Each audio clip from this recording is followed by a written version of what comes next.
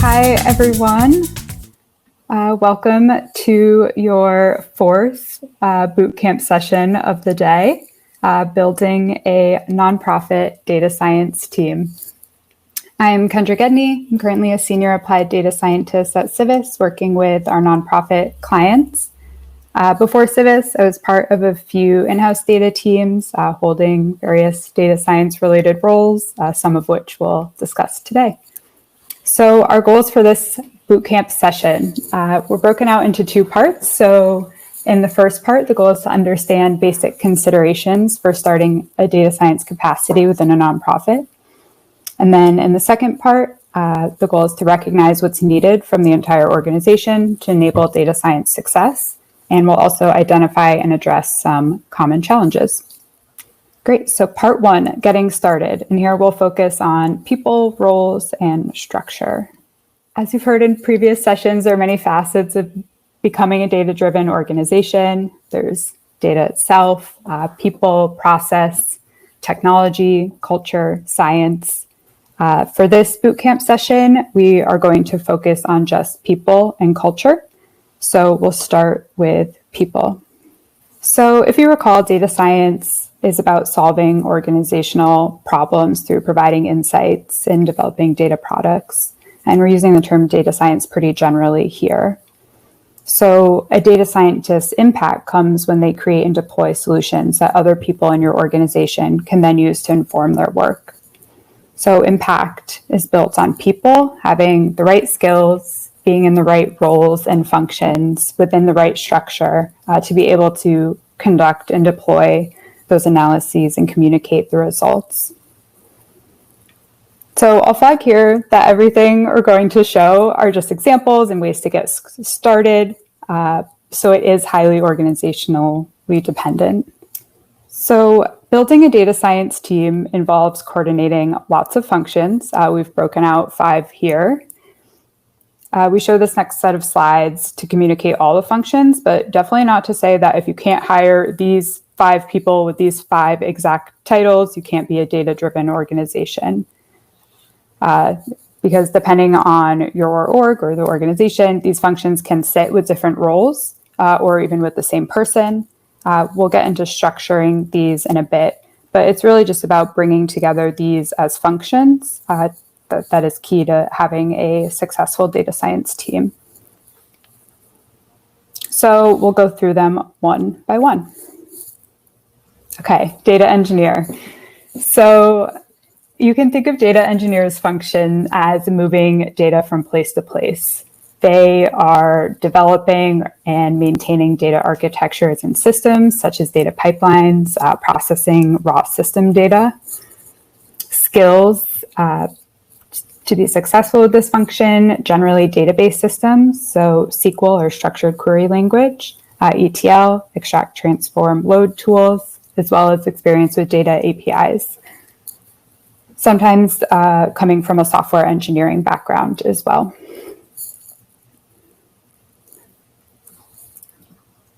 Data scientist. So data scientists, their function is preparing data for analysis, employing machine learning methods or models, designing and conducting experiments.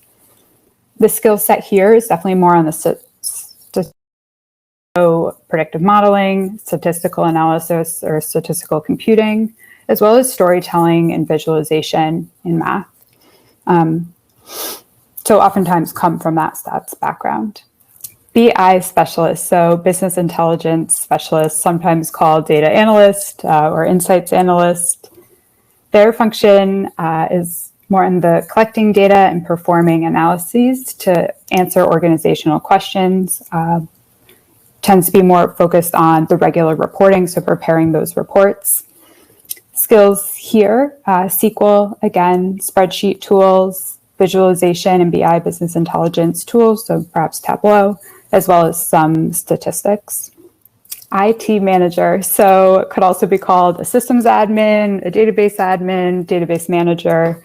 The function here is really about coordinating the technology that's powering the work across all the other functions. So They're ensuring systems are performing properly and securely, overseeing maintenance and enhancements to support data collection across the systems. The skill set here, in-depth systems knowledge, familiarity with backup and recovery, as well as project management and security as well. And then the last function is Insights Manager. So could also be called Analytics Manager or a Data Director. And they're really focused on guiding the direction of the work across the other functions. So setting strategic priorities and directing analyses, sharing results, and acting as that liaison with a broader organization. Skill set here, definitely an understanding of data concepts, but also leadership, communication, project management, being able to connect with the decision makers in the org, whether it's the fundraisers, the campaigners, bringing it all together. So having covered those 5 functions, we'll switch to a few slides looking at how to structure these roles and functions, as well as some pros and cons to each. So first is centralized. So a centralized analytics team acts as internal consultants to other units. And the key here is that all the functions are sitting together. In contrast, decentralized. So each unit may have its own analytics team or team member dedicated to just that unit's needs and problems. So here the functions are separated and sit with the teams that they're serving. And then a hybrid approach or hub and spoke. Here, a central team would manage the shared tools and resources with some analytics team members embedded in each unit. So now we'll just step through pros and cons of each of these structures.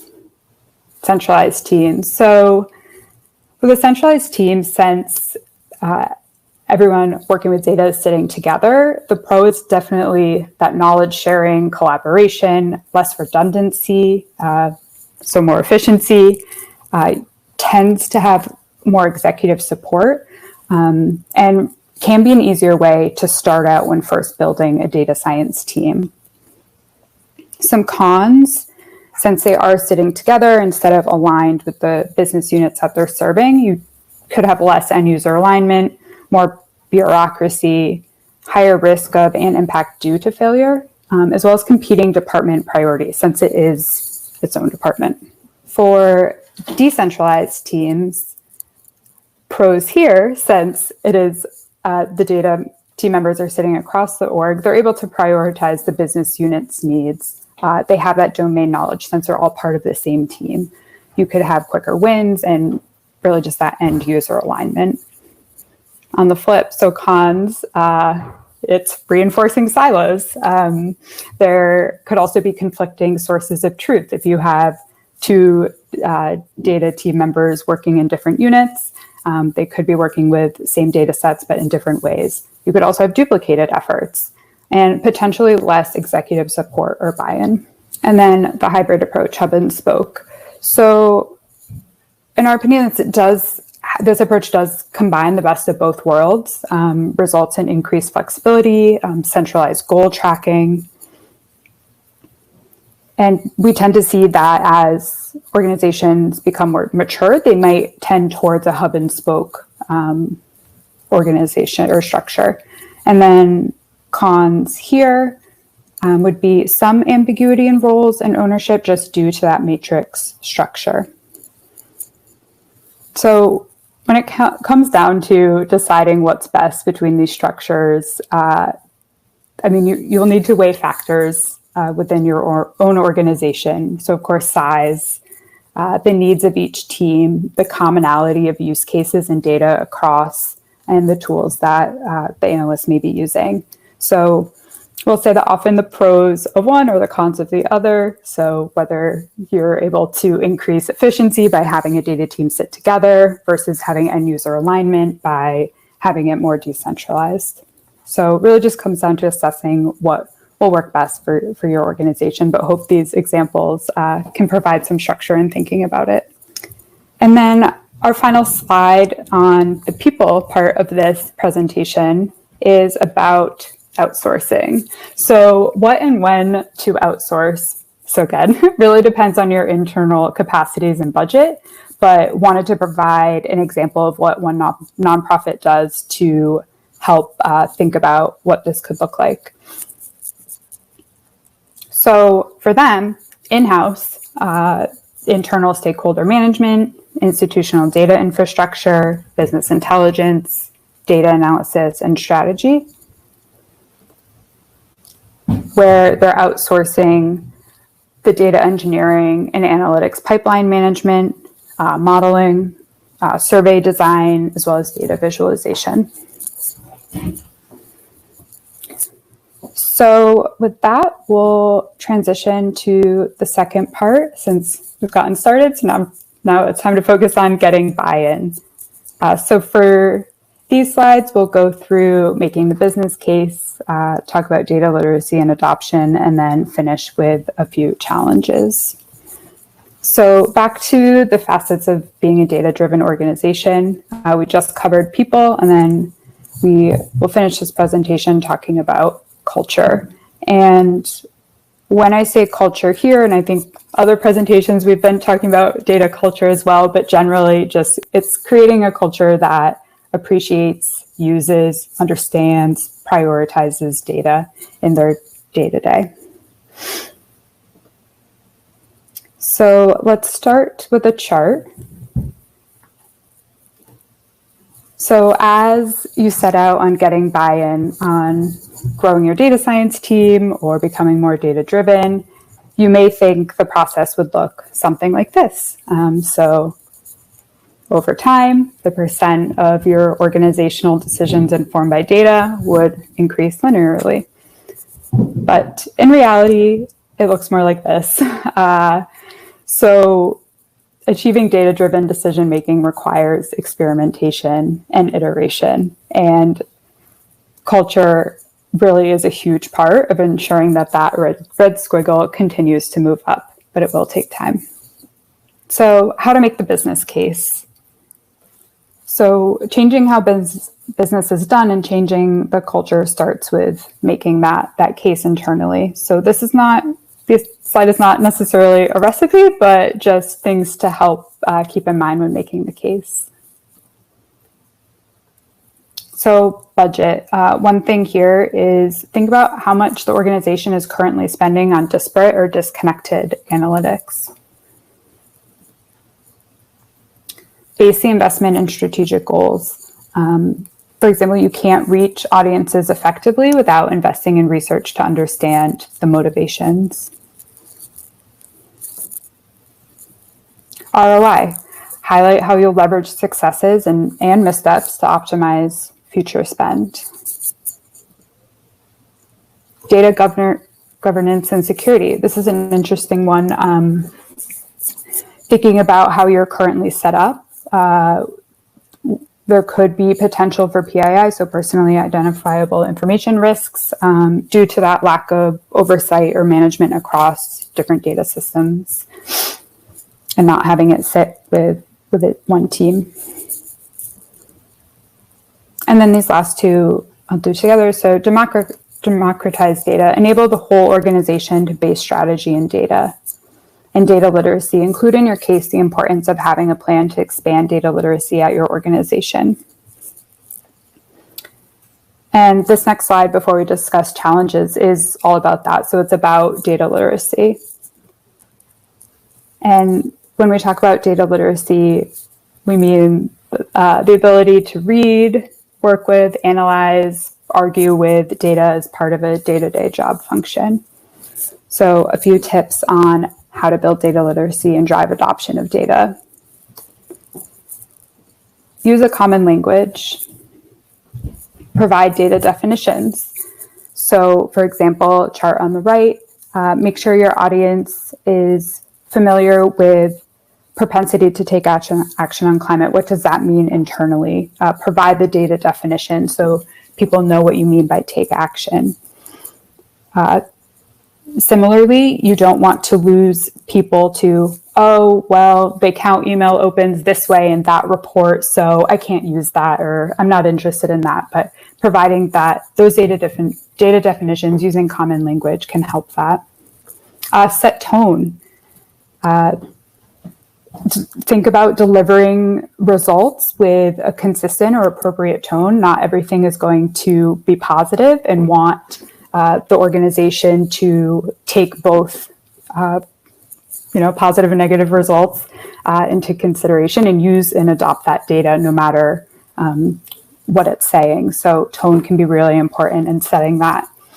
And then give context. Context matters with data, and matters with having your end users adopt it. So, for example, instead of just saying, donor acquisition is down, it could be, well, excluding, our face or street or door-to-door campaigns this year due to COVID, donor acquisition is flat. You've now sort of encouraged that interpretation. You've related it to the organization goals and provided that context to help people understand and use the data. Ensure leadership buy-in. So every leadership team is different, but leadership can certainly set a powerful example in modeling data-driven decisions and even learning alongside the organization. And ultimately, without leadership buy-in, some of these efforts could stall. Define success. It's about showing value. So communicate scope, say what this project can do or what it can't do, tie the projects to actionable decisions, show that by having this data, we'll be able to do something that we couldn't do before. And then these last two bullets, remember every person or team learns differently. Be open to various formats, paces, questions. In previous roles that I've held, I've sat with a team member and gone through like a data 101, or sat and read a report with someone and made sure they understood how to interpret it. So be open to different formats. And then just celebrate learning and curiosity. So meetups, office hours, knowledge sharing, having a data meeting that's open to everyone. Remember that not everyone is in data or charts every day yet. So keeping that culture that celebrates learning and curiosity is really important. And then the final slide, challenges. So securing budget, just always a challenge. So want to recognize that. Making time. Building data literacy and change management must happen hand in hand. Don't discount how much time it takes. Staying on track, starting with a clear self-contained research question or objective, and make sure it's tied to a decision and is actionable. Converting data skeptics. So you may encounter skeptics through this journey. Focus on building data literacy and setting the tone on how to use data while encouraging curiosity more than skepticism. And then, of course, staying open to experimentation and iteration. You may need to try on a few approaches, a few structures, a few roles, a few functions before settling into what works best for your organization. So with that, I'll stop. We covered a lot, and welcome any comments, thoughts, things to share from your own experiences building a team or building data literacy, and of course, any questions. So thank you. Thank you, Kendra. And as you said, you did cover a lot, but it was all helpful, truly, in thinking about what's the best way to stand up a team that is focused on data to help advance the org. And so there were a few questions in the chat, and certainly want to get to those, starting with going through the hybrid model and thinking about internal and external sources. What is the best way to set up a communication channel between those two? Yeah, that makes sense. So communication in like setting organizational goals, or just being able to have each part of the organization be sharing the same data and communicate. way.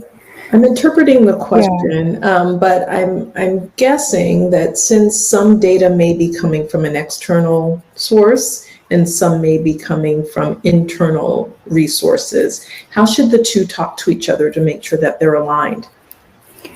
Yeah. Well, ideally in a hub and spoke model, you would have both of those sources sitting in the same hub. So if you can focus on warehousing together and getting the data sitting within the same team in the same place, then that should help with management and flow and control of that data that's serving the rest of the organization.